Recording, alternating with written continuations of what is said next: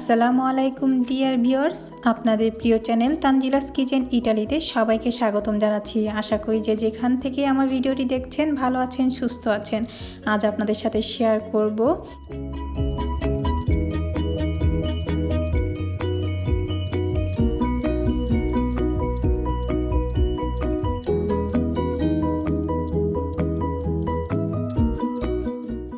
Chinese restaurant স্টাইলে vegetable fried rice. আর এটা আমি আজ দেখাবো বাসমতি রাইস দিয়ে। আশা করি আমার আজকের ফ্রাইড রাইসের রেসিপিটি আপনাদের সবার কাছে ভালো লাগবে।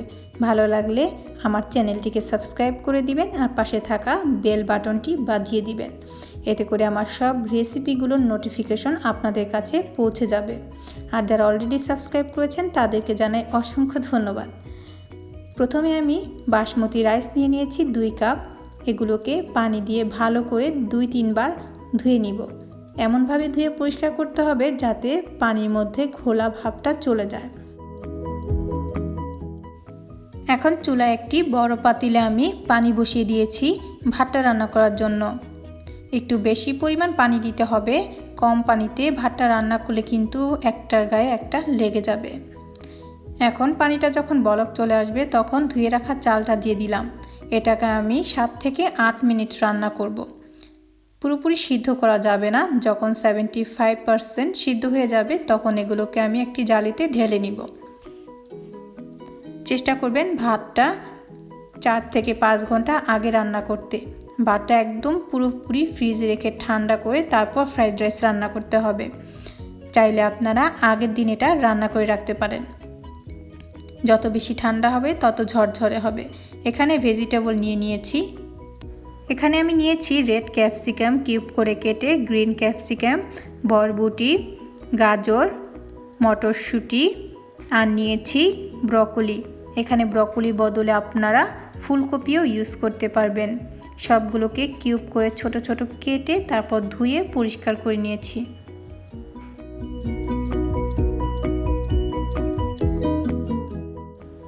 এখানে আমি 10-12টি চিংড়ি মাছ খোসা ছাড়িয়ে তারপর মাঝখান থেকে 2 টুকরো করে ভালো করে পরিষ্কার করে ধুয়ে নিয়েছি একটি মিডিয়াম সাইজের পেঁয়াজ কুচি, লাগবে রসুন কুচি। এখানে 2 কোয়া রসুন কুচি করে নিয়েছি আর নিয়েছি সামান্য পরিমাণ আদা কুচি।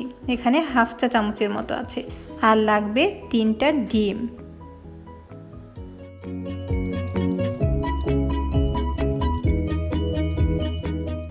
এখন চুলায় একটি ফ্রাই প্যান বসিয়ে দিয়েছি। তারপর এখানে দিয়ে দিলাম 2 টেবিল চামচের মতো বাটার আর দিয়ে দিচ্ছি 3 টেবিল চামচের মতো রান্নার তেল। তেলটা যখন গরম হয়ে যাবে আর বাটারটাও গলে যাবে তখন এটার মধ্যে আমি যে চিংড়ি মাছ ধুয়ে রেখেছিলাম ওটা দিয়ে একটু ভেজে নিব। আগে থেকে চিংড়ি মাছটা একটু ভেজে নিলে এটার ফ্লেভারটা খুব ভালো আসে। চিংড়ি মাছটা ভাজা হয়ে গেলে এখানে আমি পেঁয়াজ, আদা, রসুন কুচি করে রেখেছিলাম ওটা দিয়ে দিলাম। তারপর এটা তেলের সাথে আবার নেড়েচেড়ে একটু ফ্রাই করে নিচ্ছি।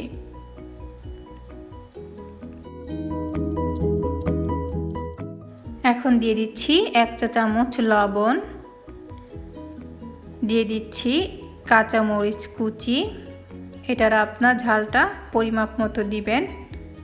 এখন দিয়ে দিচ্ছি 1/4 চা চামচের মতো গোলমরিচের গুঁড়ো।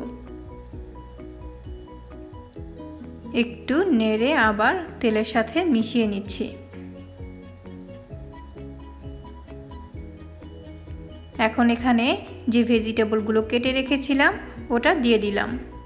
এই রান্নাটা কিন্তু পুরোটাই হাই হিটে করতে হবে, যেহেতু আমি এগুলোকে কিন্তু একদম সিদ্ধ করে ফেলবো না আর কালারটাও যাতে নষ্ট না হয় তাই হাই হিটে এগুলোকে ভেজে নিতে হবে। এখন দিয়ে দিলাম যে ডিমগুলো ফেটে রেখেছিলাম ওটা দিয়ে দিলাম। সবজিটাকে এক সাইড করে নিয়েছি, এতে করে সবজির গায়ে ডিমগুলো লেগে যাবে না। তারপর ডিমটাকে এরকম করে নেড়ে চেড়ে ভেঙে দিতে হবে।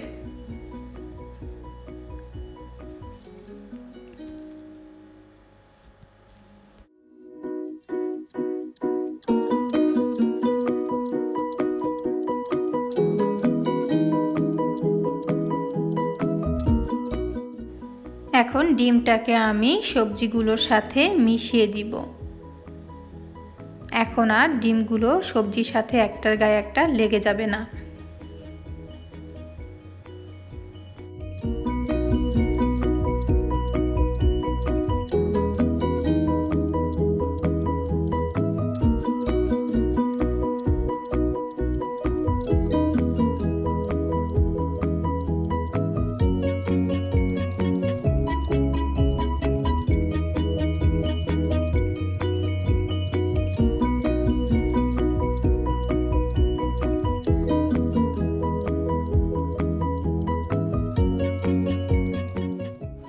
এখন ফ্রাইড রাইস রান্না করার জন্য যে রাইসটা আমি রান্না করে ঠান্ডা করে নিয়েছিলাম ওই রাইসটা ভেজিটেবলের সাথে মিক্স করে দিব।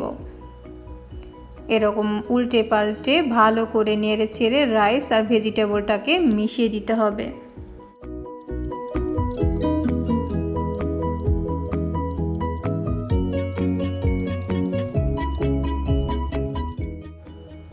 রাইসগুলো মিশানো হয়ে গেলে আমি উপর দিয়ে একটু টেস্টিং সল্ট দিয়ে দিচ্ছি 1/4 চা চামচের মতো।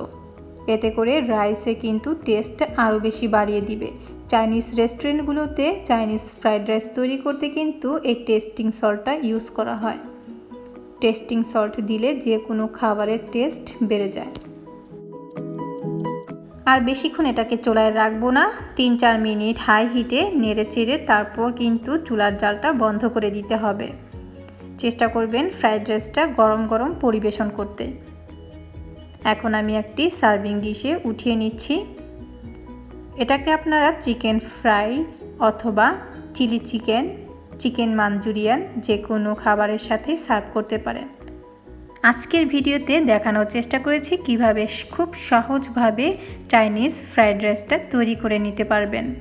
আর চাইনিজ ফ্রাইড রাইসটা যেহেতু অনেক ধরনের ভেজিটেবল, ডিম আর চিংড়ি দিয়ে তৈরি করা হয়েছে, এটা স্বাস্থ্যের জন্য কিন্তু খুবই হেলদি একটি ফুড।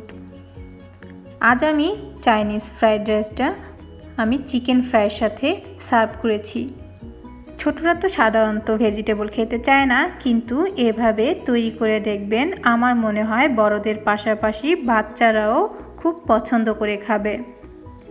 আশা করছি আমার আজকের রেসিপিটি আপনাদের ভালো লেগেছে।